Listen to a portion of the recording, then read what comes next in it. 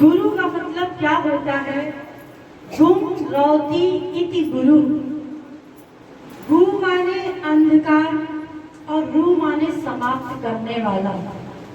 अंधकार मतलब जो माया का अंधकार है, जो अनंत जन्म से हमारे ऊपर माया हावी है, तो जो माया के अंधकार को समाप्त कर दे उसको कहते हैं गुरु। और गुरु की परिभाषा बताई गई है, तत् विज्ञानार्थम सा गुरुमेवाभिगच्छेत् समित पाणि श्रोत्रियम ब्रह्मनिष्ठम।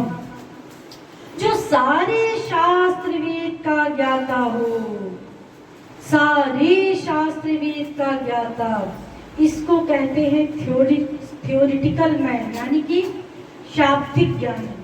यानी कि सारे शास्त्र वेदों का ज्ञान हो और प्लस उसने भगवान का अनुभव प्राप्त किया हो, भगवान को प्राप्त कर लिया हो, उसका साक्षात्कार कर लिया हो, ऐसा गुरु होना चाहिए।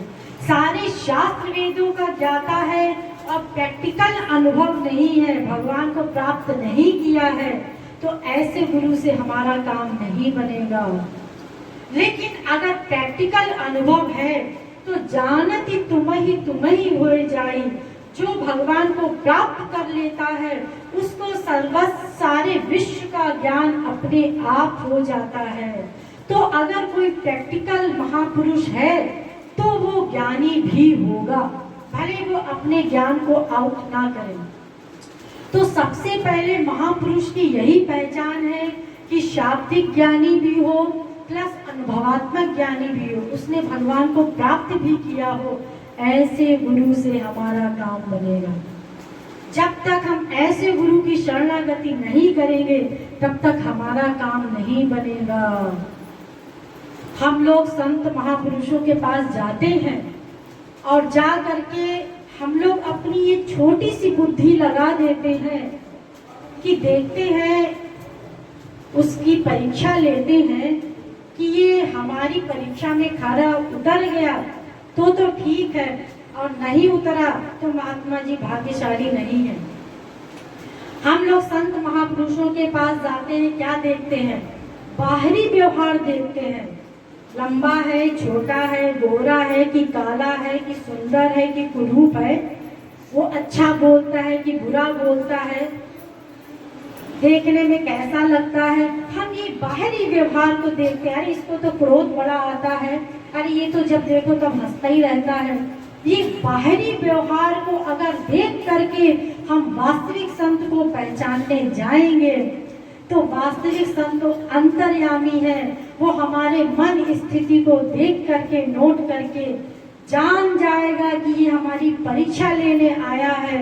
तो वो ऐसा आपके सामने कर्म करेगा कि आप अबाउट टर्न हो जाओगे, आप कहोगे अरे ये गुरु, ये तो हमसे भी गिरा हुआ है, ये गुरु नहीं हो सकता। और आप वास्तविक संत के पास जाने से रुक जाओगे, उनके पास तक नहीं पहुंच पाओगे, क्योंकि हम ये छोटी सी बुद्धि लगा देंगे बाहरी व्यवहार को देख करके। अगर वास्तविक संत को पहचानना चाहते हैं तो उनका संग कीजिए। एक दिन में अगर आप चाहें पहचान लें तो एक दिन में संत को नहीं पहचान सकते।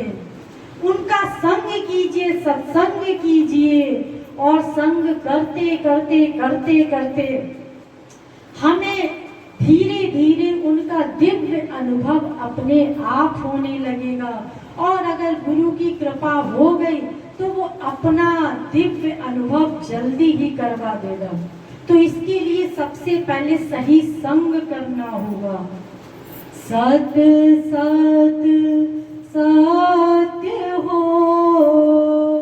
गोविंद राधे, संग सत्य सत्य हो तो लक्ष्य दिला दे। सच्चा संत होना चाहिए और सच्चे संत का सही संग होना चाहिए। और अगर वास्तविक संत का एक क्षण का भी संग मिल गया तो एक घड़ी आधी घड़ी, एक घड़ी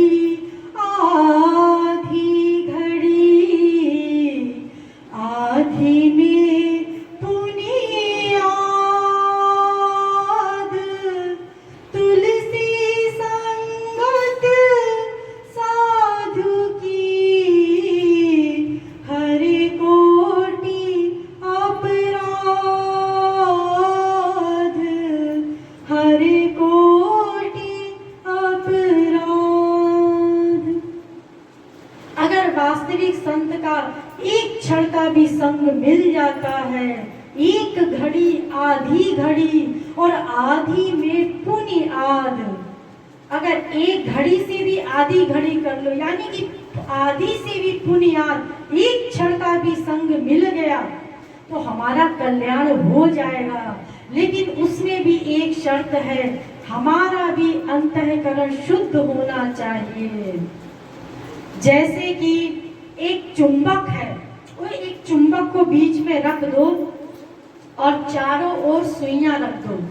एक शुद्ध लोहे की सुई रख दो और एक में थोड़ा सा अन्य धातु मिली है, बाकी शुद्ध लोहे की सुई है। और तीसरी सुई में अन्य धातुएं ज्यादा मिली है और कम मात्रा में लोहा है, और चौथी सुई में लोहा है ही नहीं। बराबर डिस्टेंस में रख दो। जो शुद्ध लोहे की सुई होगी वो सबसे पहले चुंबक की ओर खींचेगी। जिसमें थोड़ा सा लोहा कम, लोहा ज्यादा होगा, अन्य धातुएं मिली होंगी, वो थोड़ा देर में खींचेगी। जिसमें अन्य धातुएं ज्यादा मिली होंगी, लोहा कम मात्रा में होगा, वो थोड़ा सा और देर में खींचेगी। लेकिन जिसमें लोहा है ही नहीं, उसको चुंबक नहीं खींचेगा, वो सुई चुंबक की ओर आकर्षित नहीं होगी।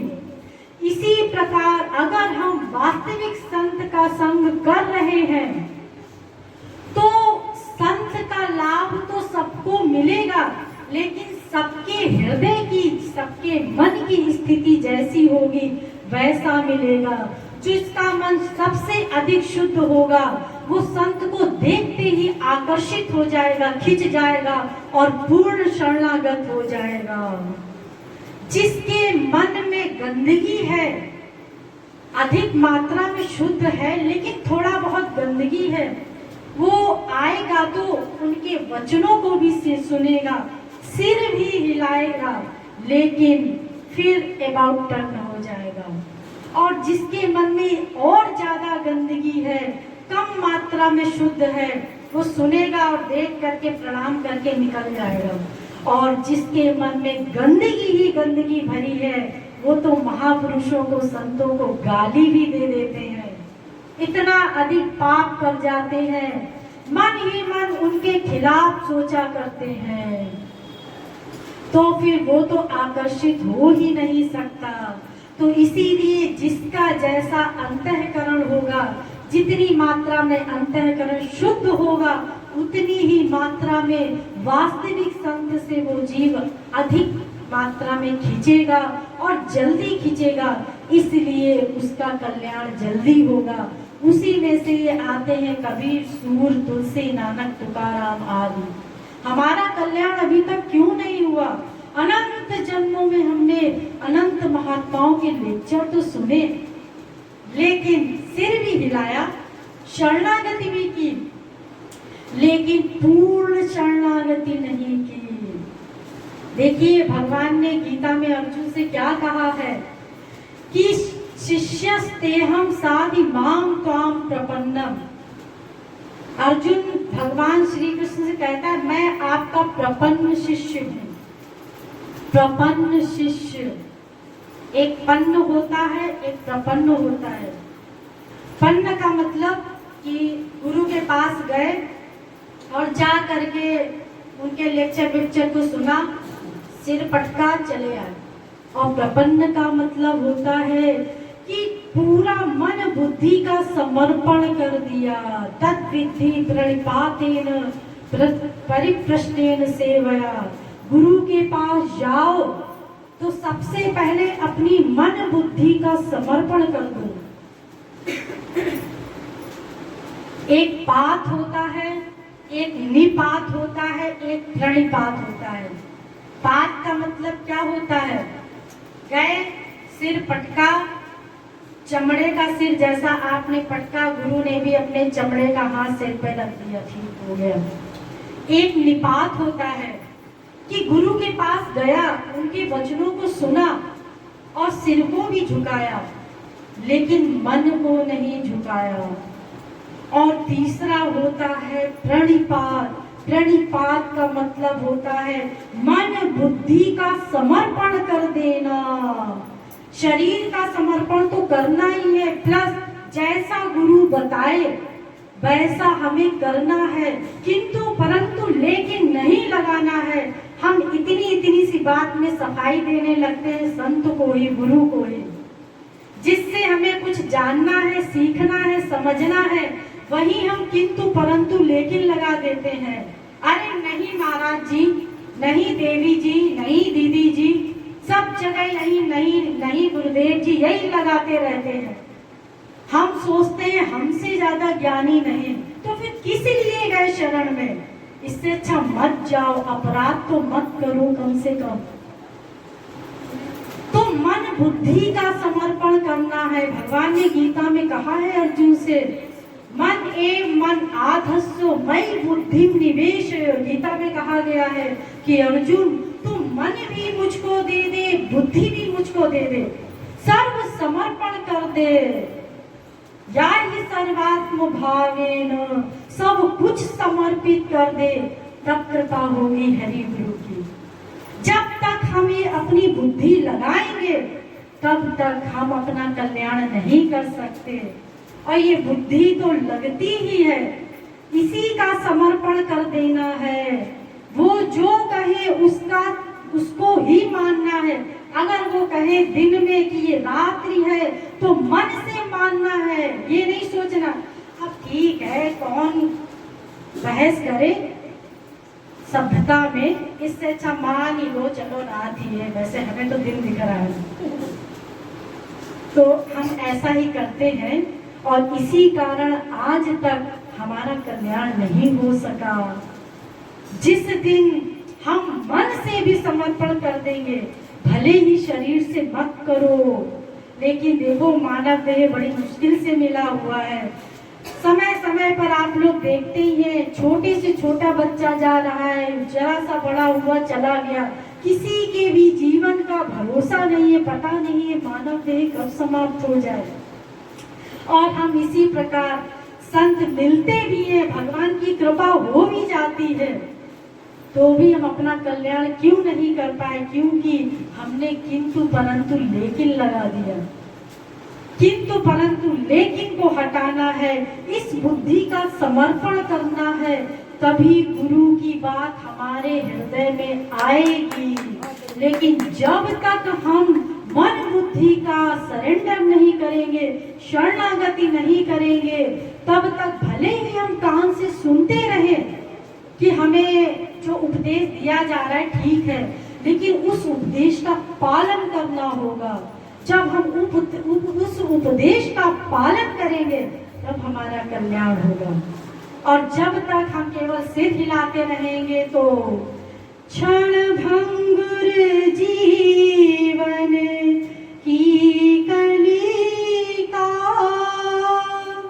कल प्रात को जाने खिली ना खिली। क्षण भंगुर जीवन की कलिका, पता नहीं सुबह होगी भी कि नहीं होगी, अरे अगला क्षण मिलेगा कि नहीं मिलेगा, कोई भरोसा नहीं है। इसीलिए अपनी मन बुद्धि का सरेंडर कर दो, आज नहीं तो कब करोगे? एक ना एक दिन तो करना ही होगा, चाहे आज हमारी बात मान के कर लो। मैं आपको जो कुछ भी बता रही हूँ अपनी बुद्धि से नहीं बता रही, ये मैं वेद शास्त्रों की बात बता रही हूँ। क्योंकि अगर हम अपनी बुद्धि से बताएंगे तो देखो हम साधारण जीवात्मा हैं तो कुछ गलत भी बोल सकते हैं, लेकिन शास्त्र वेद गलत नहीं होते। तो शास्त्र वेदों का प्रमाण सहित मैं आपको बता रही हूँ कि ये जो बताया गया है शास्त्र वेदों में कि जब तक गुरु की शरणागति नहीं होगी डायरेक्ट भगवान की भक्ति नहीं हो सकती। सबसे पहले वास्तविक संत की शरणागति ही करनी पड़ेगी, तभी हमारा कल्याण होगा। और शरणागति का मतलब है कि पूर्ण मन बुद्धि का सरेंडर कर देना, केवल आज्ञा पालन बस। लेकिन हम अपने आनंद के लिए, अपने स्वार्थ के लिए संत की आज्ञा का पालन नहीं करते, इसीलिए आज तक हमारा कल्याण नहीं हुआ। और आगे भी अगर ऐसा ही करते रहे तो फिर हमारा आगे भी कल्याण नहीं होगा। ये सूर तुलसी नानक तुकाराम एक जन्म में नहीं बन गए, जन्मांतर सहस्त्रेषु तपो ध्यान समाधि भी नराणाम क्षीर्ण पापानाम कृष्णे भक्ति प्रजायते। अनंत जन्मों में भक्ति की है, अनंत काल तक भक्ति की है, तब कभी उस जन्म में जाकर के उनका कल्याण हुआ। क्योंकि ये मन इतना निकृष्ट है कि एक जन्म में तो वो नहीं सुनता, तो इसीलिए भक्ति करते जाओ। पता नहीं कितने समय का जीवन है, ठीक है, अगला क्षण अगर अगला जन्म हमें मनुष्य का मिल गया, अगर हमने 24 घंटे में 12 घंटे से अधिक हमारा मन भगवान में लगता है, तो निश्चित है हमें अगला क्षण मनुष्य का मिलेगा, अगला देह मनुष्य का मिलेगा। तो इसीलिए निरंतर भगवान का चिंतन करना है, निरंतर गुरु की शरणागति करना है। उनके बताए अनुसार आप लोगों के जो भी गुरु होंगे, सब अलग अलग जगह से लोग आए हुए हैं, तो जिसके जो भी गुरु हैं, जिसकी आप लोगों ने शरणागति की है, तो अपने गुरु के बताए अनुसार आप भगवान की भक्ति कीजिए, भगवान से प्रेम कीजिए, गुरु से प्रेम कीजिए और उनके वचनों का पालन कीजिए, उनके बताए अनुसार साधना कीजिए। तभी ये मानव देह सफल होगा, तभी वास्तविक गुरु पूर्णिमा मनाने का हमें लाभ मिलेगा। जो हम हर वर्ष गुरु पूर्णिमा मनाते हैं, 2-4 भजन गा करके गुरु पूर्णिमा नहीं मनाई जाती। ये मन में संकल्प ले लो, हर गुरु पूर्णिमा में एक नया संकल्प लो, और ये संकल्प लो कि हमें आज से ये सोचना है कि जो जो हमारे गुरुदेव ने बताया है, उनकी आज्ञा का पालन करना है। तो उनकी आज्ञा पालन करेंगे, जब अपने गुरु को प्रसन्न करेंगे, तो जब गुरु प्रसन्न होगा तभी हरि प्रसन्न होगा, और तभी हमारा कल्याण होगा, और तभी गुरु पूर्णिमा मनाने का उद्देश्य सफल होगा। तो इसी प्रकार से आप लोगों को गुरु पूर्णिमा मनानी है, गुरु के आदेशों का पालन करना है और उसको अपने जीवन में उतारना है। उनकी शरणागति करते हुए, अपनी मन बुद्धि का समर्पण करते हुए अपना कल्याण करना है। आप लोगों से मैं यही आशा करूंगी कि आप लोग इसी जन्म में अपने लक्ष्य को प्राप्त करें, अपने मानव देह को सफल करें, जिससे कि अगले जन्म में कूकर शूकर कीट पतंग आदि योनियों में ना जाना पड़े, कि दुख ना भोगने पड़े। इसलिए भगवान की भक्ति करके इस मानव देह को सफल कीजिए। बोलिए लाडली लाल की, श्रीमद् सद्गुरु सरकार की।